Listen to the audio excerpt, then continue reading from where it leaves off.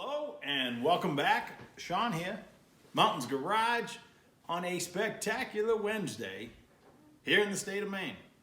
Yesterday and the night before was some sleet and some snow, and it added up to maybe 2 inches over, again, a 36-hour period.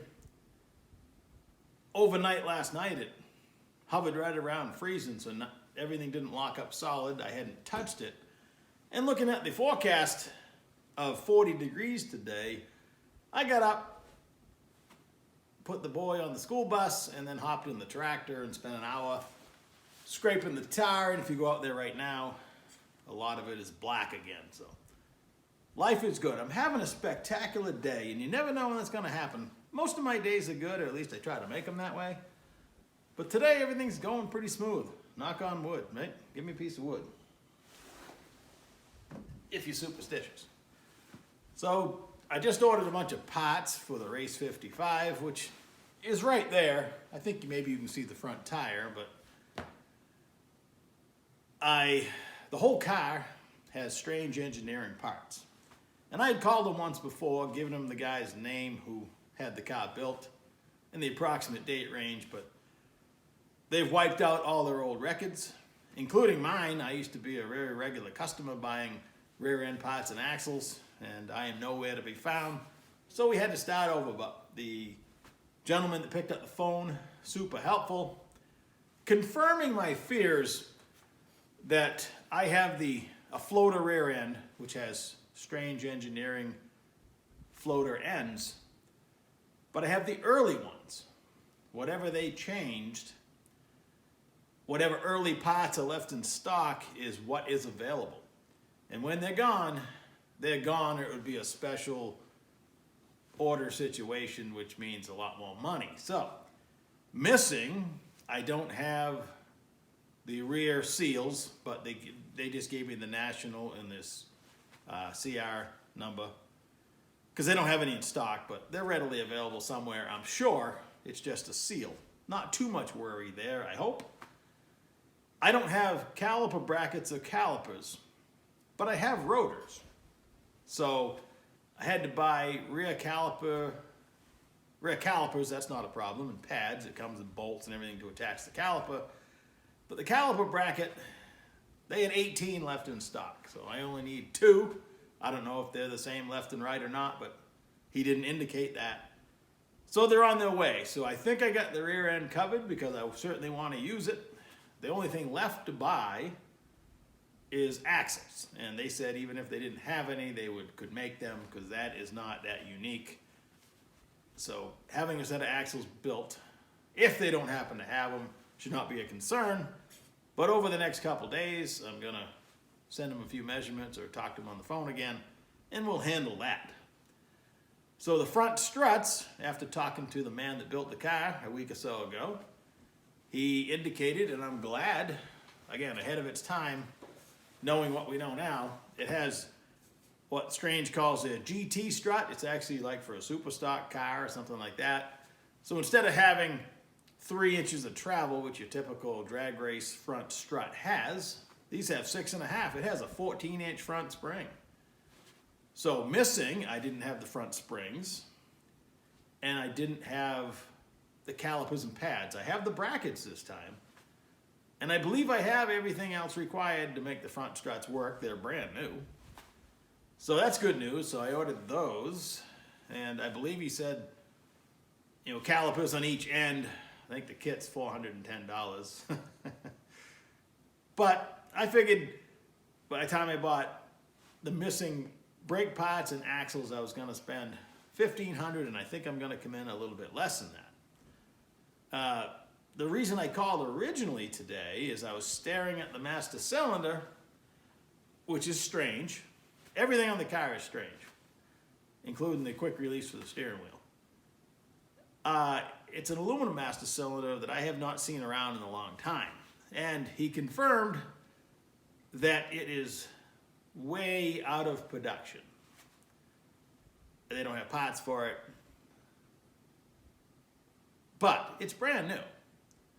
So my question to myself is, do I attempt to use it, because the whole car, and I'll show you, it seems to be built around the master cylinder. Now, I could rebuild all that and put the Mopar style master cylinder that they and everybody else uses. We'll see whether I go that route or not. We're not talking a lot of money, and this would probably be the time to do it. We'll have to wait and see on that one. Last night, I started my shopping spree. I was out here yesterday looking at the, I try to lay out ahead of me how the job's going to go. And I need to finish the X underneath, and I'm working toward that today. I actually cut off the Lenko slide, which saddens me in a lot of ways, but I can always make another one. I got most of it right here. And believe it or not, I just went and took my Milwaukee cordless skill saw and just whacked it off on each side, then carefully ground up to the next tube. And the tube that this attaches to on either side is all part of the double frame rail. Has nothing to do with the SFI spec. I didn't hurt the tubing anyway, but there's no way they could say I ground on an important tube, because these don't even count. So I cut that out of the way in preparation of putting the X in the chassis.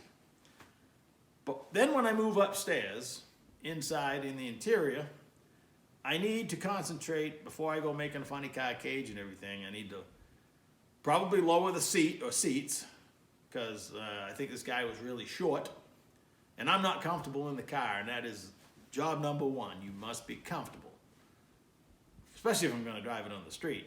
You can't be all hunched up. So I need to lower the seat, shorten the steering column, or whatever I have to do. It's not welded anyway, so I'm not in love with the brackets. The way I sit in the car right now, I'm afraid in a crash, one of the steering column brackets would probably break my leg. But if I lower the seat, I believe I'll be further away from it.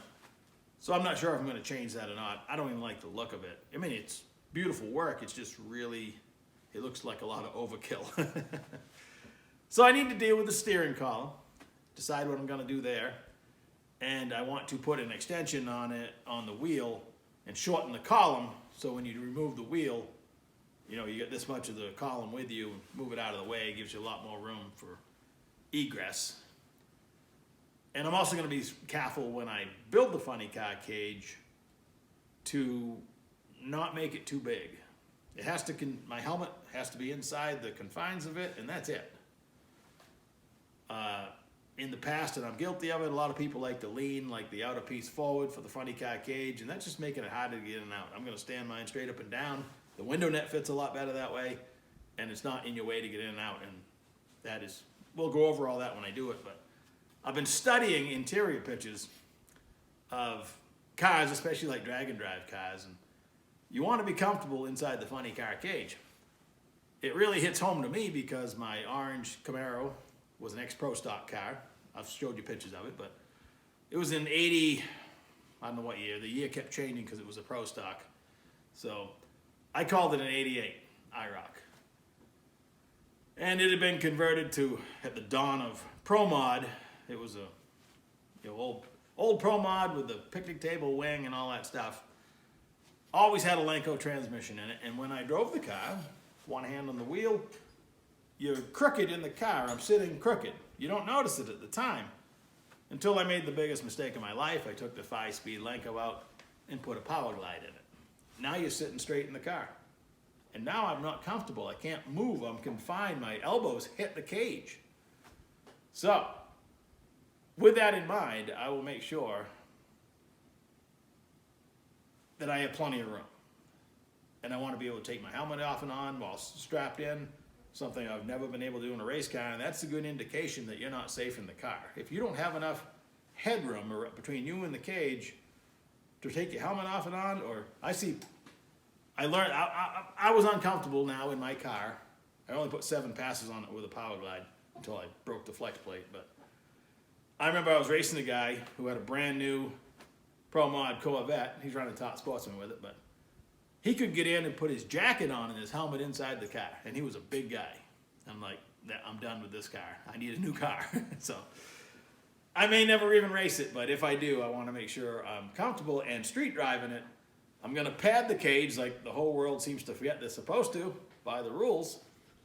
But I want to make sure I'm a long ways away from it, and when I'm buckled in, my head can't hit it, because I'm not going to wear a helmet driving down the road. So that's probably more of a danger than actually racing the car. So I out-talked my talker again. I was just replaying that first clip, which I talked for over 10 minutes, hard to believe. And I know I look like I weigh about 700 pounds with 27 layers on, but I'm only 210 pounds. Like 5'10", I'm not very big, so making myself fit in the car shouldn't be that big a concern. So while we're talking comfort inside the car, I'm going to lower the seat, move the steering, make sure the funny car cage is big enough. The foot throttle that's currently in this car is on the double frame rail.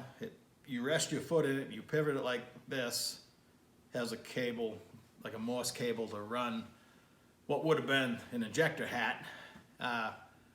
That needs to come out. It's not comfortable. Your foot's 3 or 4 inches up off the floor. You got to put it in the stirrup. That's not going to fly. So that needs to go. I am somewhere in all my prized possessions. Once upon a time, at a flea market or a swap meet, I bought a Rick Jones Race Cars throttle pedal, brand new. It's beautiful. And I'm going to find it and install it. I've saved it for something, and clearly this is it. So that has to happen. And the last area of comfort, which is what this video is apparently turned into, is much along the same vein as how much it hurts me to remove the Lenco slide for the Lenco transmission. This car has a brake and a clutch pedal. I'm going to remove the brake and clutch pedal and the cross shaft, and it's a whole mechanism. It's beautifully built, and I'm going to put it in a box. Along with that slide, probably, where it will live out its days and probably never see the light of day again, but I can't bring myself to modify the pedals that are in there. So last night, I measured up the tubing requirements to not change the car mounting. So I'm going to remove the pedals that are there, which is quite an ordeal. Well, it's not that big a deal, but it's very intricate. And I'm going to make a brake pedal because I don't have a clutch. And in a race car especially, I'm a left foot breaker. I'm a left foot breaker anyway. Raised at the automatic transmission shop with the vehicle on the lift, you had to put some drag on the rear tires to make it so you could feel it shift. And that just became natural to drive with 2 feet. A lot of people drive with 2 feet and they're not good at it. I don't even think about it. I can use either foot. Fortunately, not trying to brag here, but it's just not even something I even think about until I think about the pedal arrangement, and you got the steering column separating your feet, and you need 1 foot on the throttle and the other one in your left foot to run the brake pedal. When I picked up this car at the old abandoned warehouse up on the 3rd floor, I have the original brake pedal for this car. Which, I don't know if I mentioned it or not, but I ran the VIN, it's a Bel Air, and all of a sudden, I can't drink without sticking my pinky out. I mean, I am fancy. Bel Air. So anyway, I'm going to take the stock brake pedal, I think, and modify it with the tubing I bought, and I'm going to make it a left foot breaker with the stock brake pedal, which probably end up upside down. So as long as it's safe. Now, I slightly crashed my orange Camaro that I was just talking about. It had Volkswagen pedal pads on chrome pedals that pivot this way, and my foot went down the first time I went to stop my first burnout. Rubber pad comes off and my foot goes toward the firewall. It comes up, hits me in the back, and it's just a bad situation. I still have a scar. I could take well, I'm not taking my pants off for you, but you have to take my word for it. So, as long as the pedal pad is safe, my favorite, if you're going to fabricate clutch and brake pedals, is the Model A round 3-inch puck. It has a half 20 stud sticking out of it. The rubber is molded into it. It's all one piece. It may end up with one of those as well. So that's probably actually a better choice. But I will check out the factory brake pedal. I think it would be cool if I could make that work. Under the 55, this is the brake and clutch pedal arrangement. The way it works is the brake pedal floats on the cross shaft, and the clutch pedal is bolted to the cross shaft. There's another pivot over there, so I need to run and this is some pretty odd tubing. It was really expensive. Thick wall, 7/8 OD. So I still need, I'm going to retain all this in case I ever want to put a bell housing back in it. Again, it's incorporated into the chassis. It's beautiful. So this is the now obsolete, never been used, strange master cylinder. Under the chassis, you can see where I've cut the Lenco slide out and now have room for the X. But I got ahead of myself a little bit putting in these two uprights and this dropped cross member back here because I haven't cleaned up the frame. I can't clean up the frame so I can properly weld it until I get the aluminum tin work out of here, which fortunately is all Zeus fastened. So I need to get that out of there, knock the cross member and those uprights out, properly clean the frame, tack or weld those back in, and then I can build the X because the X is going to land here and I won't be able to get this out. So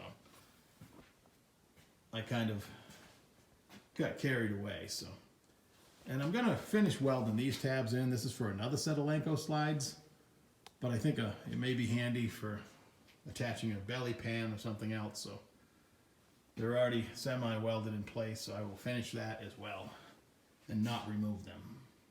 All right, it's time for me to go catch the school bus, but thanks for participating in my great day. And let's have another one tomorrow. And I'll talk to you then. Take her easy.